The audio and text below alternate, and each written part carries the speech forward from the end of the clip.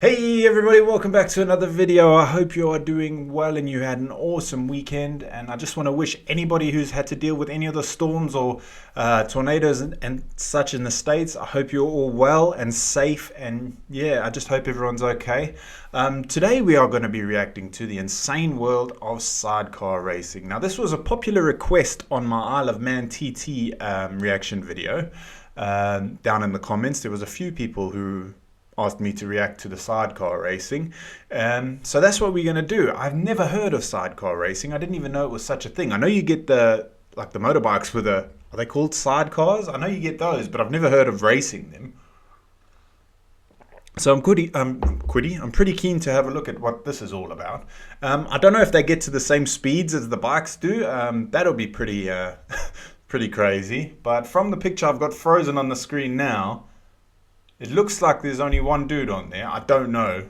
I really don't know anything about this, by the way. So, yeah, I'll shut up. And without further ado, let's get into the insane world of sidecar racing. This is sidecar racing, and it's absolutely crazy. Oh, there is another guy. Three-wheeled bikes that can hit 160 miles. Absolutely crazy. They are three-wheeled bikes that can hit 100.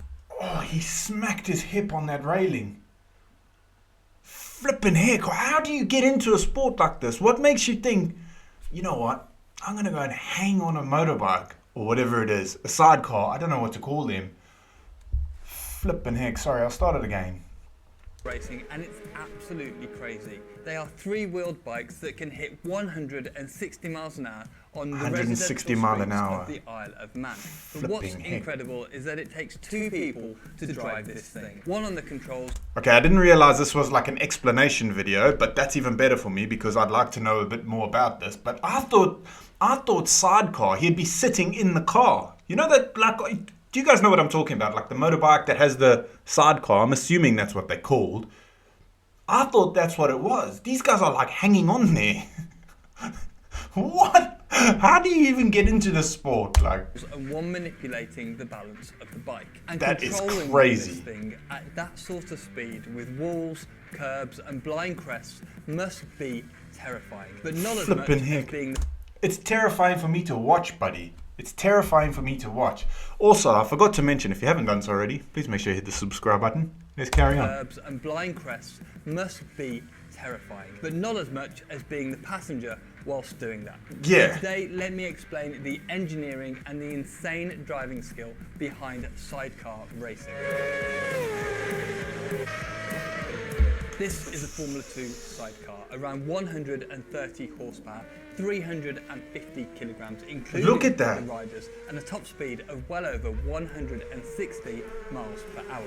They run standard 600cc four-stroke bike engines and racing. Nope. The speed they absolute no is from me. Honestly astonishing. Now, sidecar racing is huge, with many different classes and events, from circuits like Brands Hatch and Alton Park to the scariest of them all, the Isle of Man Snaefell Mountain Course. The Isle of Man, statistically the most dangerous races in the world. Yeah, a few people commented on there. I didn't realize the Isle of Man had such a high, how do I say, a non-aliving toll or unaliving toll. I've got to be careful of what I say because I got a adult warning the other day on YouTube because I said the D word. But yeah, so I didn't realize it was so high. That makes it even more scary. And the fact that these guys are hanging on to a sidecar, I think that's, I'm probably using the wrong word and terminologies here, but you know what I mean. 175 or 170, 180 mile an hour. Look at that road.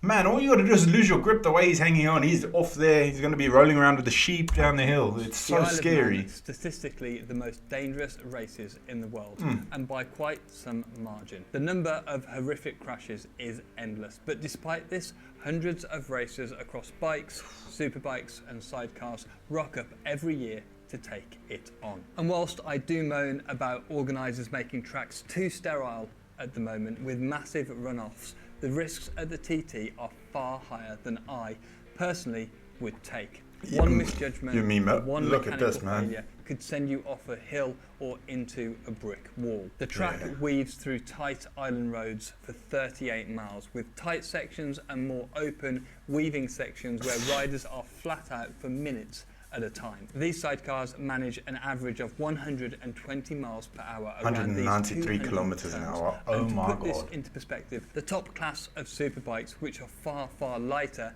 manage this with a 130 miles per hour average. The TT is a time trial event that is held over a fortnight. 1 week of practice, and you're going to need every minute of that, and a week of races. They set the riders off 10 seconds apart. So whilst you are racing the clock, if you're quick, you have to put in some ballsy overtakes too. If you want to see loads of quality footage on this, check out the Freewheeling channel linked below. And thank you to them for supplying a lot of the footage for this video. And this track would be terrifying in a car, with 4 wheels and a roll. I think I'd be terrified of running that track. Jesus. It's insane. It's absolutely insane to me.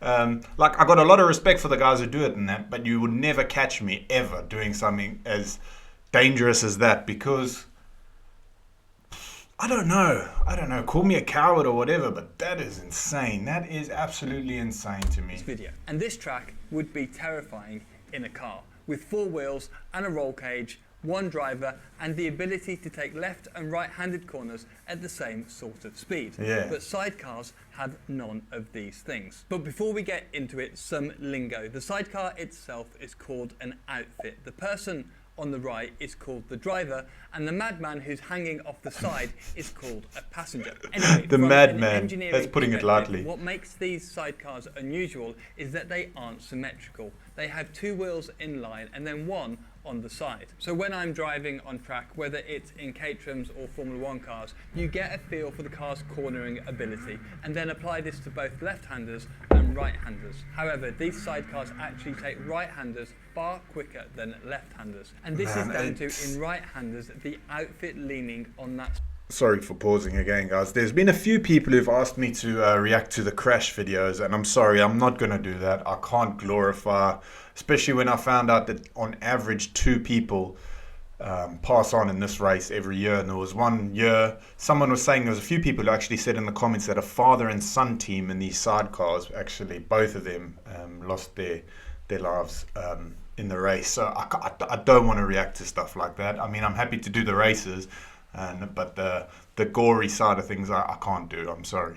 Than left-handers. And this is down to, in right-handers, the outfit leaning on that sidecar wheel, where in left-handers, the whole thing Look how he's hanging over. Years ago, these outfits used to look more like a bike and sidecar. There, that's However, similar now to what I mean. They are bespoke racing units with advanced aero and much improved performance. They are powered by a single rear wheel, the one behind the driver, and are steered by the front wheel through some very small handlebars. They can also outbrake superbikes down to the huge slick tyres and the enormous car brakes that stop all 3 wheels. And look here, they use flat racing tyres rather than the rounded bike tyres, so they have a much larger contact patch, so more grip in the corners and especially on the brakes. Now to the question I'm sure you're all wondering. What about the dude on the back? Yeah. Well, they are called passengers, or more casually, monkeys. And that kind of makes sense. These guys have to be incredibly fit just to hold on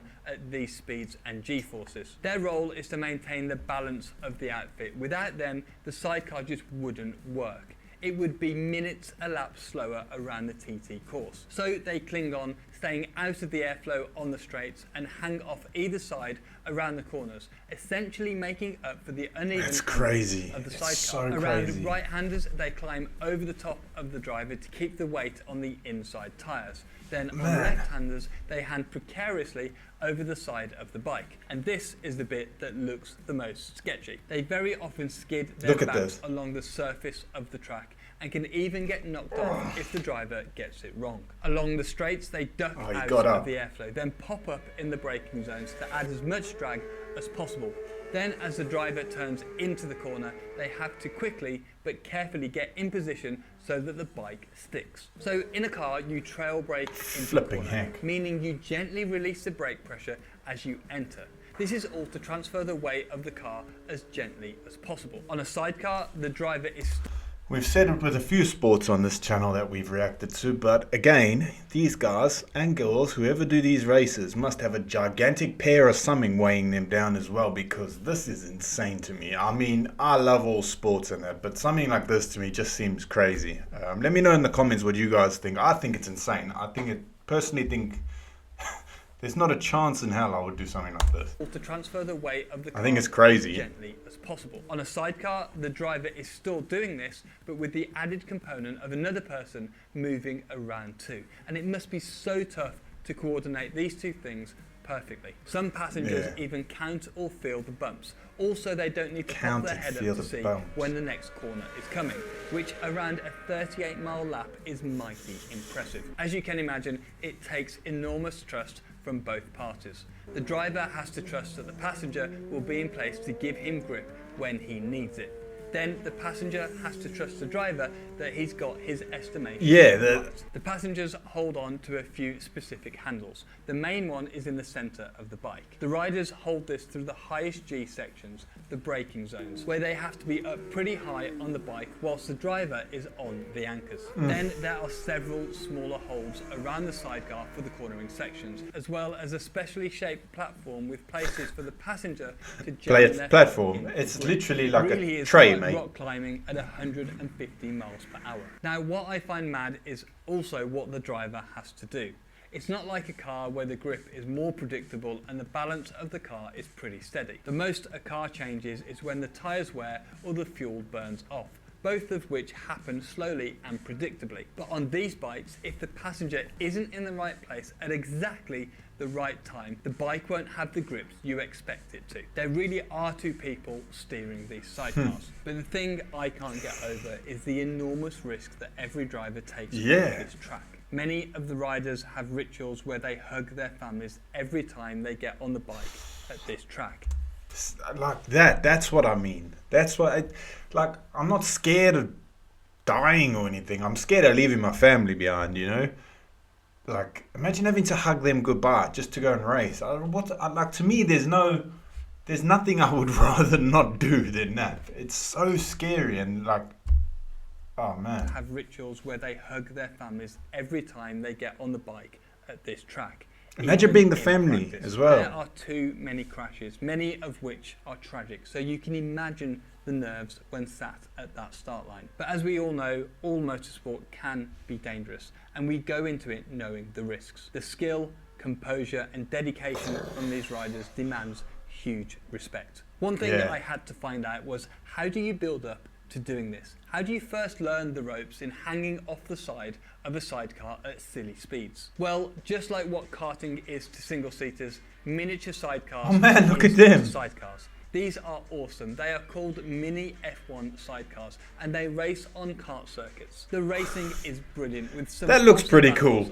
You know, I mean, it's still dangerous, but you can really see how the passengers move the weight around, getting on the inside of each corner, hanging way off the side of the outfit. You should watch this video where we explain another mad class of motorsport. Thanks very much for watching, and thank you all for 700,000 subscribers. What a great video. He really explained it well. I'll link this video down in the, big breakfast. I will link his channel down in the description with the video. Go and check it out. Really good video if you don't know what's going on in this race, which I clearly don't, but I just can't get over the dangers in such a race. Like imagine having to hug your family goodbye, or being the person who has to hug, I can't imagine my son coming up or my daughter coming up to give me a hug goodbye because I'm going to go do a race that I might not walk away from. And I know life is dangerous. I know I've got a chance of getting hit by a car with this roof collapsing on me. I know that. But why add to it so much? That's you're adding a huge amount of risk to what's already a pretty dangerous sport. It's crazy to me. Let me know what you think down in the comments. I'd be interested to hear your point of view, what you think, whether you would give this a try. But yeah, it's a no from me. I'm afraid I will never ever do something like that. Anyway, guys, thanks so much for watching. I hope you have an awesome rest of the day, and I will see you in the next video. Peace.